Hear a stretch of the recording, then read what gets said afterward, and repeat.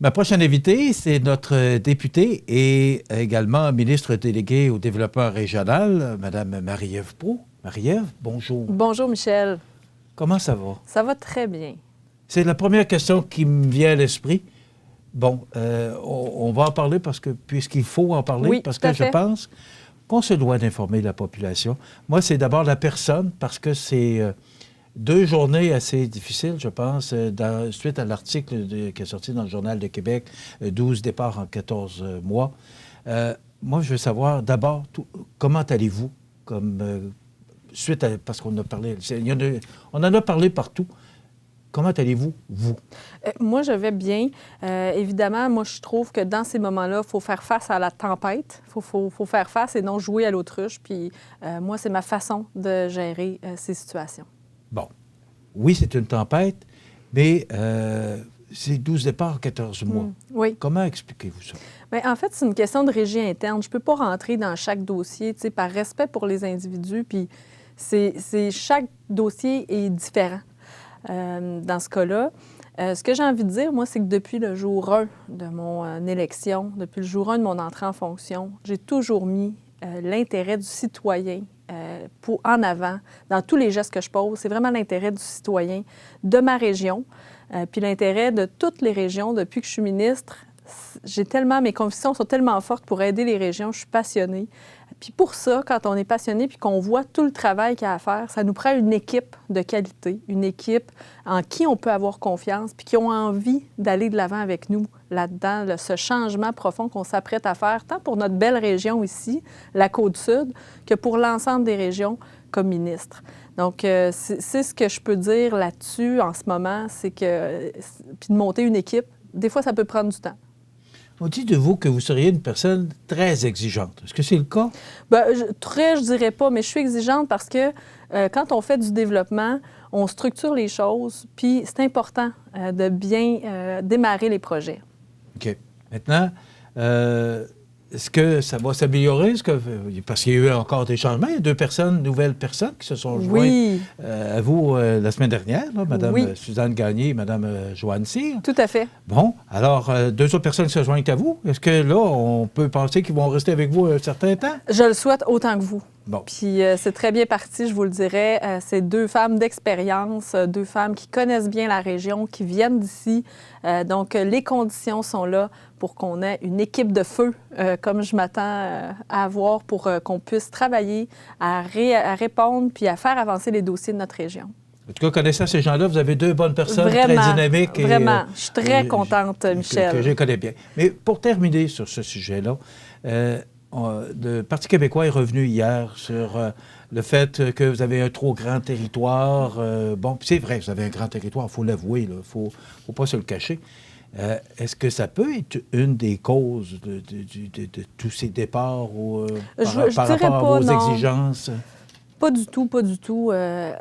Le territoire étant ce qu'il est, moi, je travaille pour l'ensemble du Québec actuellement, là. Donc, les 3 régions, c'est pas une surcharge de travail, à mon avis. Toutefois, ça prend une équipe de qualité puis une équipe de haut niveau pour répondre à toutes ces réalités puis toutes ces demandes que nous avons. Puis évidemment, bien, le Parti québécois, dès qu'ils peuvent trouver une façon de tirer sur nous, ils le font, puisqu'ils ne sont que 9 députés, il faut se le rappeler, contrairement à nous, où on a eu beaucoup de gains au cours de la dernière élection. Donc, c'est vraiment électoraliste et politique là, comme réaction. Puis ils sont en droit de le faire, puis ils ont eu une belle porte hier avec la nouvelle qui est sortie. Marie-Ève, est-ce que c'est toujours les premiers mois en politique qui sont les plus durs? On approche du 2 ans, là, parce que... ça fait 15 mois, on est encore proche de la première année. Comment vous trouvez ça? Moi, je suis toujours très passionnée. J'adore ce que je fais. Ah oui, vraiment. C'est pas facile, la politique. C'est pas facile, mais... On le voit avec tout ce qui se passe. Je le savais. Je savais. Si on voit mes collègues, tout le monde a eu une histoire ou a eu quelque chose. Je pense que c'est comme ça, la politique. On est sous la loupe. Hein, on est observé, puis ça fait partie du travail. On n'a plus de vie privée, ça, on doit se le dire. Puis tout est matière à critique, tout est matière à envie, à jalousie. Donc, il y a toutes sortes de situations qui peuvent se produire, mais ça fait partie du travail. Puis je vous jure, Michel, que je suis toujours aussi passionnée de travailler pour les gens de la région. Pour moi, ça reste mon objectif premier, de changer la dynamique dans la région, de participer à ça. Pour moi, c'est très enthousiasmant. Puis j'ai encore envie de le faire ce matin comme tous les autres matins. Je suis content de l'entendre. Marie-Ève, on tourne la page et oui. On va parler de ce sujet qui est tellement actuellement, qui fait tellement parler et jaser. C'est le complexe sportif, oui. culturel et de santé durable. Oui. L'enregistrement se fait le 21 février, il faut le mentionner, le vendredi.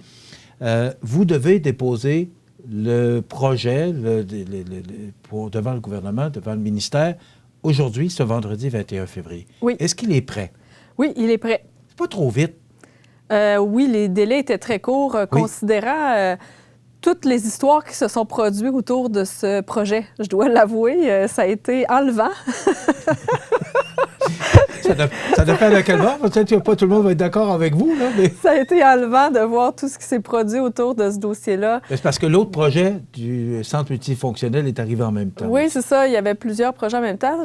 Mais moi, je dis toujours, on ne fait pas d'omelette sans casser des œufs. Ça veut dire que des fois, bien, on change les habitudes, on interpelle des gens qui n'avaient pas cette idée-là initialement, puis on n'a pas eu grand temps pour essayer de faire en sorte que les gens embarquent dans l'idée du projet. Puis moi, j'aimerais ça peut-être profiter de l'occasion, Michel, parce que les gens disent que c'est le projet de Mme Proulx, mais c'est loin d'être mon projet. Moi, je ne m'approprie pas ce projet-là. C'est un projet... Moi, mon objectif comme élu ici, c'est d'attirer des nouvelles familles. Puis, ce qu'on voit, ce qu'on dit, les études le démontrent, que ce qui favorise et facilite l'attraction des jeunes familles, c'est des infrastructures sportives de qualité pour pratiquer des sports. Les gens sont de plus en plus interpellés par leur santé, on le sait.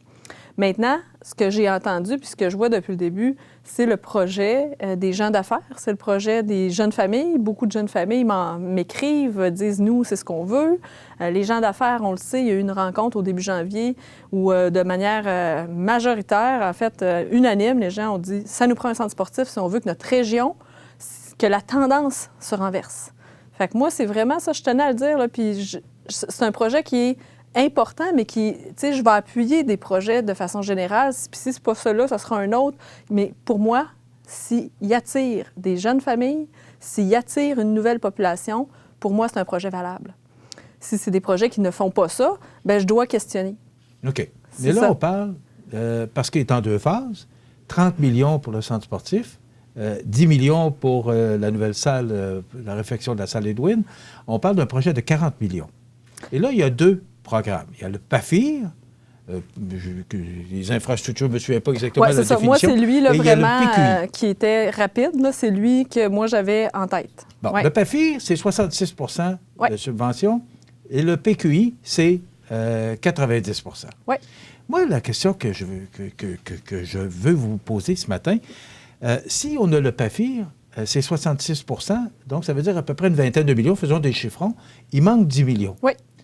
On va le prendre où, le 10 millions? Parce qu'on a eu toutes les difficultés du monde, mais Richard Guimond a réussi d'une façon magistrale à aller chercher 2,3 millions pour l'IRM, pour l'hôpital. Oui. Mais on a travaillé pour réussir. Là, 10 millions, Marie-Ève, on va aller chercher où et comment on va... Parce que ça inquiète le maire de Montmagny aussi. Oui, bien c'est ça. Le maire, je pense qu'il est inquiet sur à peu près tout dans ce projet-là. D'ailleurs, c'est le seul qui n'a pas appuyé le projet là, à la MRC quand le vote a eu lieu. Mais, puis je le comprends, c'est correct, il y a le droit. Là, c'est le compte de taxe qui l'inquiète. Mais en fait, le 10 millions en ce moment, puis même les gens d'affaires ont dit, bien, garde, on ne perd rien, on va l'essayer. Il faut l'essayer. Puis c'est sûr que 10 millions, ça a l'air d'un gros montant. Mais il y a des options, il y a des possibilités. Il y a des organismes aussi ou des fondations qui peuvent nous appuyer dans cette démarche. Puis même, il y a déjà des pistes d'envisager. Donc ça, moi, je suis... c'est un défi. Ça, je le reconnais à 100 % là, je suis très pragmatique, mais je suis convaincue qu'on est capable d'arriver à faire ça à Montmagny si on se mobilise. Il y a des gens tellement brillants ici, il y a des forces vives dans notre région qu'on sous-estime puis qu'on n'utilise pas assez. Puis moi, je les vois aller, là, puis je me dis, imagine si on met toutes nos forces ensemble puis qu'on travaille pour atteindre ce qu'on cherche. Après ça, comme on le disait, ce pavillon, ce complexe sportif va attirer des jeunes familles. Donc, ça va être des nouveaux payeurs de taxes. Donc, les coûts vont diminuer automatiquement. Là, c'est un effet domino que ça aura très positif. Puis, dans plusieurs régions qui ont fait un complexe sportif, je pense à Lévis, je pense à Victoriaville, je pense à des villes en Abitibi-Témiscamingue où j'ai vu ça dans ma tournée au cours de la dernière année. C'est incroyable l'effet que ça a. Là. La population augmente, il y a une attractivité qui se fait, puis ça fait que tu es plus de payeurs de taxes à te partager le coût total, tu sais.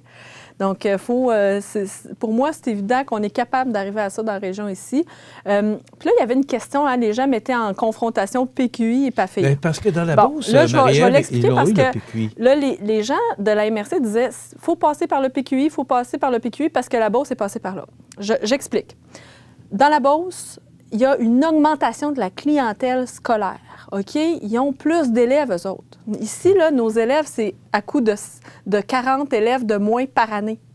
Ça ne justifie pas une construction, un alors agrandissement. Que dans la Beauce, c'est quoi? C'est une augmentation d'élèves. Il manque de classes pour accueillir les élèves. Okay. Donc, ils ont construit des classes puis un gymnase supplémentaire parce qu'il n'y avait pas assez de place dans leur école pour accueillir des enfants, des étudiants du secondaire. Donc là, ça justifie le PQI. Le PQI, on s'entend, le c'est 90 programme québécois des infrastructures, et c'est pas vrai que c'est nécessairement 90 Chaque projet, ça peut varier. Okay. Puis là, c'est un service public, c'est une école qu'on agrandit. À Montmagny, si jamais il y avait une explosion, mettons qu'il y avait 200 jeunes de plus puis qu'il y aurait une pénurie de classes, bien là, on pourrait déposer. Mais je dois l'avouer, ça peut prendre 10 ans avant de recevoir les montants. Tu sais, l'assiette, le PQI, puis là, dans le PQI, il faut que je dise à la population, hein, on gère les fonds publics. Puis comme membre du Conseil du Trésor, c'est beaucoup de milliards de dollars, mais ça comprend tous les hôpitaux, toutes les écoles, les CPE, les maisons des aînés, les routes, les métros, à Montréal, tout est en lambeaux, puis veut pas, c'est là où il y a le plus de population. Donc, c'est évident qu'il y en aura peut-être un peu plus là. Ça comprend tous les infrastructures que doit entretenir le Québec.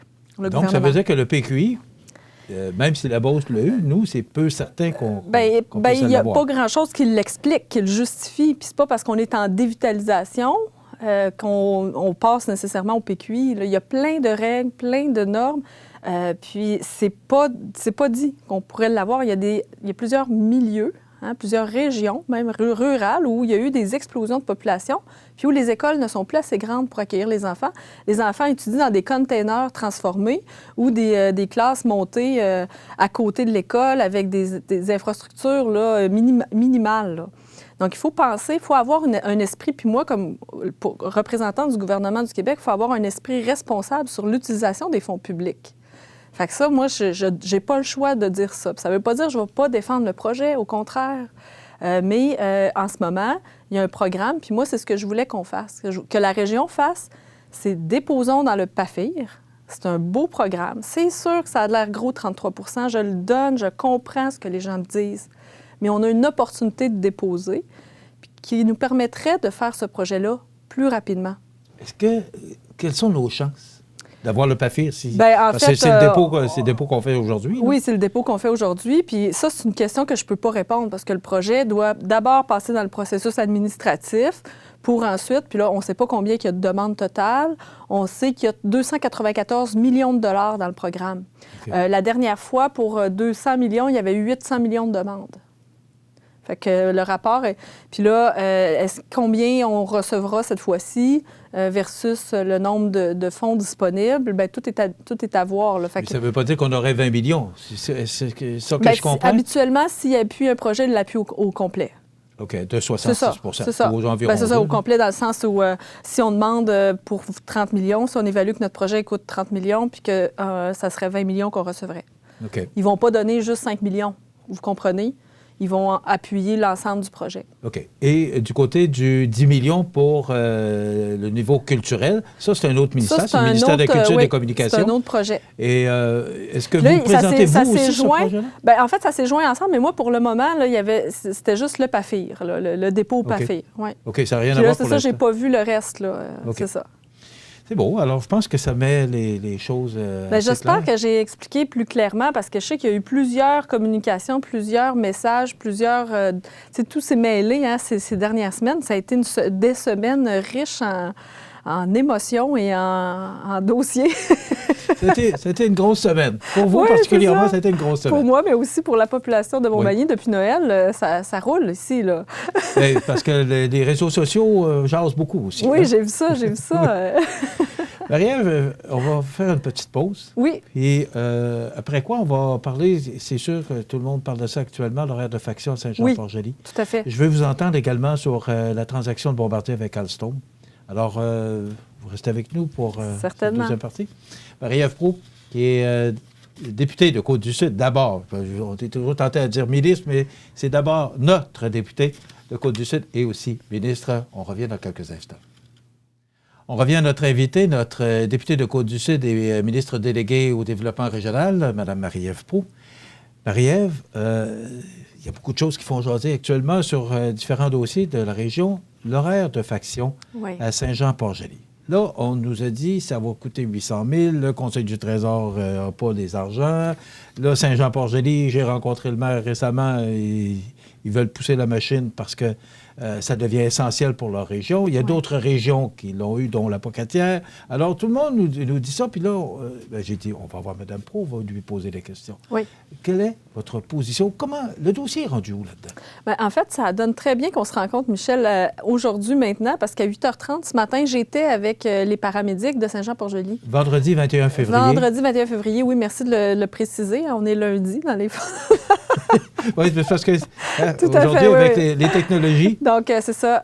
J'ai rencontré les paramédics de Saint-Jean-Port-Joli. Puis, on a eu une belle rencontre où j'ai pu entendre ce qu'il y avait à dire. Évidemment, vous disiez que la Pocatière l'avait déjà eu, mais c'est pas vrai. La Pocatière non plus ne l'a pas, les horaires à l'heure, comme Saint-Jean-Port-Joli. J'avais rencontré aussi au début janvier l'AMRC de Lillet, dont le maire de Saint-Jean-Port-Joli, qui défendent ce dossier-là avec véhémence et avec raison. Moi, là-dessus, j'ai spécifié ce matin aux gens que j'ai rencontrés que j'étais tout à fait avec eux, que je comprenais très bien les difficultés et les enjeux autour de ce dossier-là. C'est quelque chose qui peut coûter cher. Donc, c'est pour ça que le gouvernement du Québec aussi y va étape par étape, malgré les données qui justifient. Ça justifie. Là, eux, ils ont fait un travail exceptionnel, ces gens-là, pour mesurer, pour évaluer puis pour démontrer l'importance que dans chaque milieu, chaque région, on ait des horaires à l'heure. Donc, moi, j'ai pris, évidemment, puis même si je ne les avais pas rencontrés, pour moi, c'est un dossier très préoccupant, puis je le défendais, je l'avais même souvent dit ici. Puis, avec ma collègue Danielle Mécan, en ce moment, je sais qu'elle travaille en profondeur, elle revise en profondeur les façons de faire pour assurer les services paramédicaux sur tout le territoire du Québec. Puis, au prochain budget, au 10 mars, bien, on va avoir des nouvelles par rapport à ça. Bon. Vous me dites que la Pocatière l'a pas. Moi, j'avais eu l'information que... Non, ils ne l'ont pas non plus. Est-ce que ça veut dire que c'est le même montant pour... C'est pas les mêmes tarifs parce que c'est pas la même population qui le desservent. OK, parce que ça commence à être beaucoup d'argent. Mais c'est beaucoup d'argent, 800 000 par année que ça coûte environ pour transformer d'un horaire de faction à horaire à l'heure. Okay. Qu'est-ce qui fait que c'est si dispendieux pour... C'est une bonne question. C'est des détails que je n'ai pas, que je pourrais pas vous expliquer, que je comprends, là, mais qui sont difficiles à expliquer. Puis, mais pour le moment, il serait meilleur que moi pour l'expliquer, évidemment, mais ça, je comprends l'intérêt parce que ça peut mettre en danger la sécurité, puis on peut même sauver des vies quand les gens sont déjà au travail, plutôt que d'être à la maison, puis de prendre, de s'habiller, de faire la démarche. Et c'est ça, c'est le temps d'arriver sur les lieux qui peut être plus long. Quand est-ce que vous pensez que ça pourrait débloquer, ces projets-là? Bien, comme je vous dis, c'est le 10 mars, il devrait y avoir des nouvelles dans le budget. OK. Donc, on va surveiller ça. On surveille tout ça, puis moi, je ne suis pas dans le secret des yeux secret des dieux au ministère de la Santé, mais moi, j'ai fait les représentations nécessaires là, pour la région ici. Marie-Ève, je vous amène maintenant sur le dossier Bombardier-Alstom. Oui. Je veux vous entendre à savoir, bon, c'est un beau fleuron qui est en train tranquillement de quitter notre belle région. C'est quand même, en tout cas, je veux savoir ce que vous en pensez. Alstom, c'est quand même une belle compagnie. C'est un beau fleuron aussi. Vous pensez quoi de cette transaction? Vous pensez quoi de ce qui se passe actuellement avec Bombardier? Bon, Bombardier, ça n'a jamais été simple. Ça n'a pas toujours bien été. Le gouvernement a injecté énormément de fonds dans cette compagnie depuis les tout débuts de Bombardier. Oui. Donc, le statu quo n'était pas permis au gouvernement du Québec là, dans ce dossier-là quand on a vu qu'il était encore en difficulté financière. Mon collègue Pierre Fitzgibbon a travaillé très fort à trouver des partenaires. On a Airbus pour le A220 qui a devenu, dans le fond, qui a acheté la partie pour l'aviation. Il y a Alstom avec qui on est devenu majoritaire, comme actionnaire majoritaire dans Alstom, avec 2 sièges au conseil d'administration également. Ça, c'est important, là. C'est des Québécois là, qui vont devenir propriétaires et actionnaires de cette compagnie française. Et ces 2 personnes-là vont permettre de voir aussi ce qui se passe? Oui, tout à fait. Donc, ça va protéger nos argents, ce qu'on n'avait pas auparavant. Oui, tout à fait.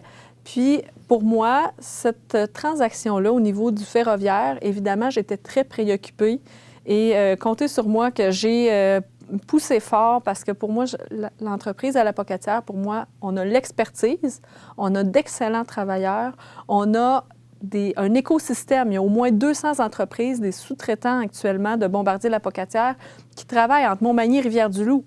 Donc, c'est 200 entreprises là, qui vivent de ça. Puis, on a aussi tout l'aspect innovation-recherche qui est bien importante, bien établi dans la région de la Pocatière. Donc, pour moi, il fallait qu'on s'assure de ça. Et de fait, on va protéger les emplois et bonifier les emplois. Parce qu'on sait que dans les années à venir, les questions des trains vont devenir... le marché des trains va augmenter, va devenir important.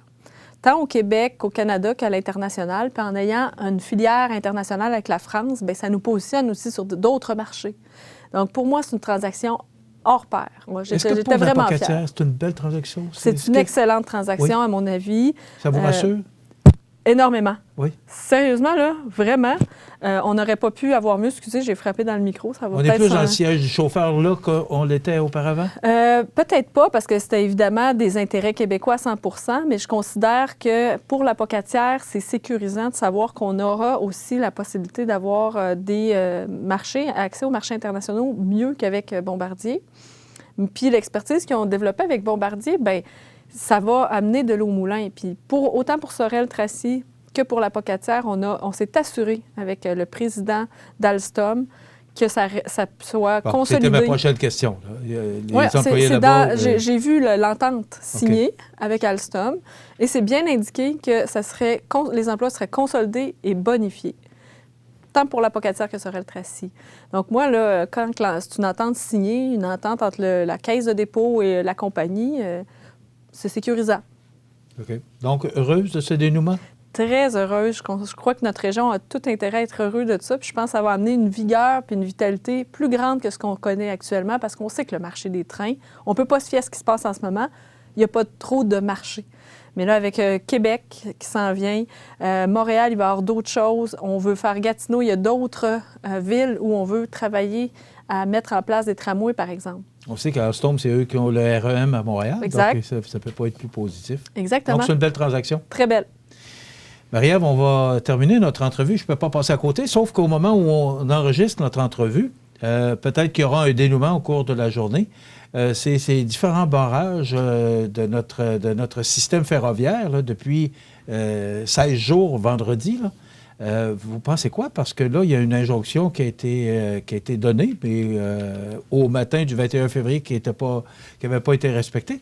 Vous pensez quoi de tout ça? C'est un dossier très préoccupant. D'ailleurs, hier, à l'Assemblée nationale, on a eu un débat d'urgence sur le sujet pour mettre de la pression sur le gouvernement fédéral afin qu'il dénoue l'impasse, parce qu'actuellement, c'est des besoins primaires de la population là, qui risquent de ne pas être répondus. Il va manquer de soupe, il va manquer de légumes, il va manquer de fruits, parce que beaucoup de produits, de nos produits de consommation, circulent par train, entre autres pour les provinces de l'Est. Donc, même au Québec, là, les compagnies commencent à manquer de denrées là, pour faire rouler leur économie. Il y a eu cette semaine une levée de bouclier de la part des manufacturiers, l'Association des manufacturiers du Québec, qu'on a appuyé d'ailleurs comme gouvernement, parce que c'est préoccupant pour notre économie. C'est préoccupant même pour les gens, les consommateurs. Donc, il doit y avoir un dénouement dans cette situation. Et le premier ministre, là, j'ai très confiance en notre premier ministre, François Legault, qui travaille fort en ce moment avec les premiers ministres des autres provinces à tenter de dénouer l'impasse. J'ai parlé d'injonctions, je vais le dire au conditionnel, qui n'auraient pas été respectées, Oui. mais au matin du vendredi matin, les informations qu'on avait, il y avait encore des gens qui manifestaient à Saint-Lambert. Tout à fait. Donc, est-ce que vous pensez que ça n'a pas trop traîné, tout ça? Est-ce que 16 jours... c'est long. Et ça affecte vraiment l'économie actuellement. Ça affecte vous pensez que ça n'a pas trop duré? Il y a des préoccupations qui sont exprimées là, dans cette situation-là. Hein? Le groupe qui met de la pression, maintenant, on se questionne à savoir là, est-ce que c'est encore vraiment les vraies raisons qui sont justifiables. Mais le gouvernement fédéral doit trancher, il doit agir. Il en va de l'économie de l'ensemble du Canada, je dois l'avouer, là, parce que tout est bloqué à travers le Canada, là, même l'Ontario là, met beaucoup de pression actuellement. C'est quand même majeur. C'est majeur. Puis ça ne veut pas dire qu'on ne tient pas compte des préoccupations des gens qui sont là actuellement. Là. Marie-Ève, on termine avec les commissions scolaires. C'est réglé? C'est réglé. Oui? Oui. Contente? Très contente, oui. Vraiment. Moi, c'est une des raisons, d'ailleurs, qui m'a fait adhérer à la CAQ, c'était ce changement de gouvernance scolaire. Puis le dénouement, pour moi... Ça fait longtemps qu'on parle de ça. L'ADQ en parlait avant la CAQ. Oui, bien c'est ça, c'est Mario Dumont qui avait c'est lui qui avait initié ça. sur... Puis au début, on se souvient des réactions. Là, ça avait été une commotion quand Mario Dumont avait apporté ça à l'époque.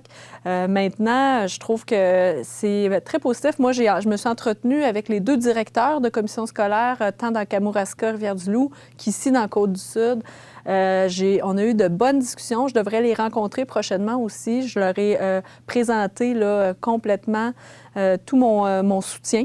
Puis s'ils ont besoin de quoi que ce soit, je suis disponible. Pour moi, c'est important de travailler pour les enfants, d'impliquer les parents dans le milieu scolaire. Puis c'est ce qui va se faire là, au cours des prochains mois. Puis, tu sais, de mieux soutenir les enseignants aussi, ça, pour nous, c'est essentiel. Puis de donner plus de pouvoir aux directions d'école, tant primaire que secondaire. Okay. C'est ça, l'objectif? C'est un des objectifs, c'est de donner... Impliquer les parents de... Oui, puis que ce soit connecté davantage sur le milieu puis la réalité. Donc, puis le directeur ici de Côte-Sud là, est très positif. On a eu une bonne discussion, puis on va se rencontrer prochainement là, pour envisager des projets positifs pour les jeunes de notre région. OK. Vous avez probablement vu tout ce qui se passe actuellement, parce que là, il va y avoir la formation de différents comités. Là, oui. Alors, c'est parce que ça doit se faire officiellement en juin? Oui, c'est exactement. Puis même comme parent, comme maman de 3 garçons, j'ai reçu une lettre hier du directeur de la commission scolaire. Okay. Pour nous dire qu'est-ce qui allait se passer dans les prochaines semaines, qu'est-ce qui allait se passer dans les prochains mois, puis comment ça allait fonctionner. Fait que c'est vraiment très bien, très positif. Bon, ben, on a fait le tour. Ben oui, ça super! Ah, alors, je vais prendre quelques minutes pour vous souhaiter, quelques secondes, une belle fin de semaine. Merci. Faites-vous des activités en fin de semaine? Savez-vous qu'est-ce que je fais? Dimanche matin, je pars pour Gaspésie pour une semaine. OK. Ah, je connais une députée qui va être contente. Alors, oui, je vais passer quelques heures avec mes enfants là, en fin de semaine. OK. La semaine de relâche, il s'en vient aussi. Oui, c'est ça. Avez-vous le temps de prendre un peu de congé? Oui, moi, c'est essentiel pour garder un équilibre de vie. Puis pour moi, là, c'est important puis de garder, faire du sport, puis d'être avec ma famille, mes enfants, mon conjoint. Fait que ça, je garde ça dans mon horaire. Je m'organise pour avoir du temps. Les fins de semaine? Bien, les fins de semaine, mais là, la semaine de relâche, on prend 3-4 jours, on s'en va ensemble, toute la famille. Il faut le faire, oui. Marie-Ève Proulx, députée et ministre de notre région, merci d'avoir été avec nous. Merci, Michel, c'est un plaisir. Une belle entrevue. Je vous souhaite une belle fin de semaine. Merci. Et au plaisir, on se retrouve le mois prochain pour faire le tour de tous les dossiers qui concernent l'actualité politique. Merci beaucoup. Merci, Michel. À bientôt. Voilà, ça complète notre entrevue avec Mme Marie-Ève Proulx, députée de Côte-du-Sud et ministre déléguée au développement régional. On s'arrête.